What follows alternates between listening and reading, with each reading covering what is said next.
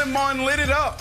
And I said this, a month ago? I highlighted him on But First. And I said, this dude will be the steal in the draft. I'm telling you, Nick, everybody needs to move this guy up on their board. They need to take him from a second-day guy to probably the end of the first round. If you need a quarterback, if you want a guy that can come in and compete right away, this is your guy. Let it come back in the Senior Bowl, all right? Beautifully. Like 2 touchdowns in the third quarter. Absolutely love him, resident GM, Kellen Mond. See, there you go. That's the type of analysis that America is looking for. Here's what we're not looking for. What is Your old buddy, Kevin Wildes, woke up doing some research for the show, goes on to Bleacher Report and sees this article. Former NFL wide receiver Brandon Marshall says he'd outclass Deontay Wilder in a fight. I've been publicly against this. I've been privately against this. I pulled Brandon aside, even though I've actually never been in the same room with him. Here's another quote from him. No, I don't have a win under my belt, or a loss, or a knockout. So when I was against it, I was like, Brandon, this isn't good. This is dangerous. He's a professional fighter. Wrong tact for me, Nick. I should have appealed to Brandon's ego. Be like, Brandon, you're undefeated, dude. There's no reason to take any risk here and put a blemish on your perfect record. So that's my new tag. Brandon, you're Mr. Perfect. Yeah. Don't do it. Yeah. Guys, it's worse than you think. I'm gonna play for you some audio from our dear friend and colleague, Brandon Marshall. Please just hit it. Please. Deontay Wilder, obviously, we know him for his power.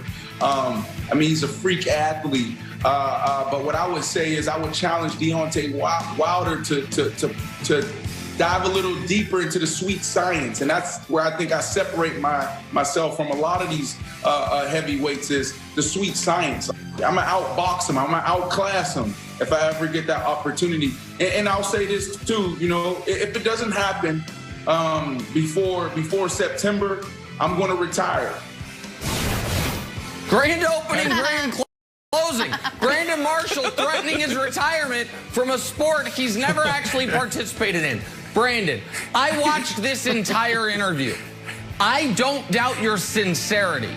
I do doubt your sanity.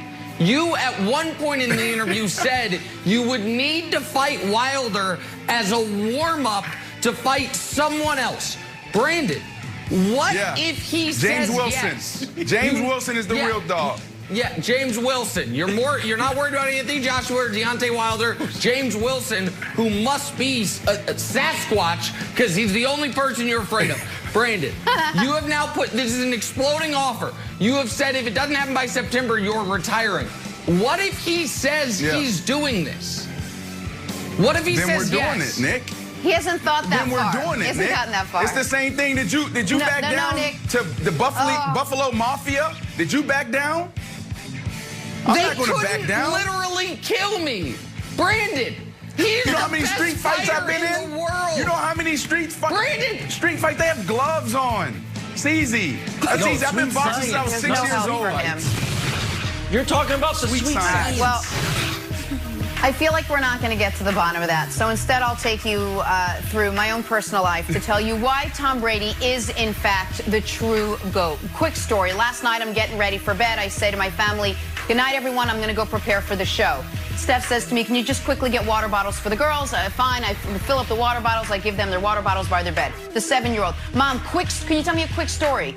Tell her a quick story. I'm like, goodbye. The little one, the 5-year-old. Mom, can you tuck me in? By the time I got into bed, I was exhausted. I prepared nothing for the show and I fell asleep. My mistake? Not pulling in Tom Brady. Ahead of the Super Bowl, instead of going to one of the bedrooms in his palatial estate down in Tampa, he has literally sent his family away for what will be 12 days ahead of the Super Bowl. Instead of finding quiet time to sleep and stretch and scheme, he sent his entire family out of the house so he could have his 250,000 square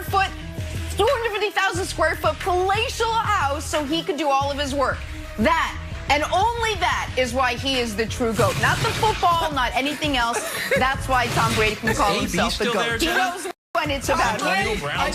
I'm sorry, Jenna. In the house? Tom Brady's house went from a studio apartment size to the size of the Superdome. It was there were seconds. Within 40 seconds. Yeah, We're 5 days removed from said Super Bowl in that gigantic place. Chiefs were the favorites to be here. They cruised through the season. For the Bucs, the road was a little bumpier. Yesterday, Bucs linebacker Shaq Barrett turned some heads when he said that Aaron Rodgers, who the Bucs just beat, which is why the road was a little bumpy, and Patrick Mahomes, whom they are about to face, are actually quite similar. Take a listen. Was like not a rough draft. I would say it was pretty close to a final essay with Mahomes and Rodgers. They both really similar. They're practically the same, could do the same thing. It's just Mahomes a little younger version of them.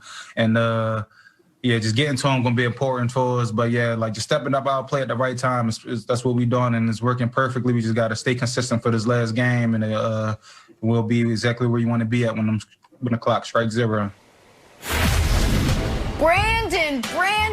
Brandon, would it be a mistake for this Bucs team to prepare for Mahomes like they prepared for Aaron Rodgers? This is a loaded question, Jenna, because there's so much to these teams, and we don't have enough time to break down the individual matchups from the wide receivers, the tight ends, and also the offensive line. So I'm going to go back to Week 12 when they played. Nick, man, your boys could have put up 40 points on Tampa Bay and Todd Bowles. But if it wasn't for a few fluky plays, you know, it would have been lights out for Tampa even more. They end up losing by 3, but there was a few missed field goals, some fluky plays in the red zone, and there was a couple other things, mishaps in the second half. But when you look at that, what happened in the first half, Coach Todd Bowles came out, tried to play one high plate man, and they moved the ball at will. Second half, they end up smartening up, doubling Kelsey, doubling Hill, and playing soft zones and mixing it up, and they had success. So that's what they did against the Green Bay Packers. And why that is critical, because you look at the offensive line. Both offensive line, they're banged up. They're missing tackles. They're missing some of their key pieces up front. So now Shaq Barrett and JPP, they need to be enough to get pressure on Mahomes. You can't blitz Mahomes. You can't blitz Aaron Rodgers. That front four need to be able to get home, because that dude can beat you throwing the ball against the blitz and with his feet and getting outside the pocket. So for that reason, I think if they have the same game plan that they did against Green Bay with doubling Hill and Kelsey at the right time, and then also getting home with JPP and Shaq Barrett, they will have a chance. But they can't come into this game like they did Week 12 in the first half, buddy. Brandon, that's all great analysis. I heard none of it because I was too focused on Shaq Barrett providing our first, let me write it down, bulletin board material. Oh, you hear that, Patrick? You're the same. It wasn't. Same as Rodgers, the man that stole your MVP. That's the a man compliment. that threw a pick at the end of the first half. Oh, it's a compliment. It is a compliment. Oh, I don't know if old Patrick's going to take it as a compliment.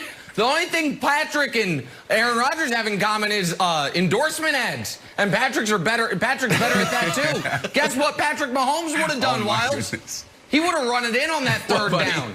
And if he hadn't, you know what I damn sure know?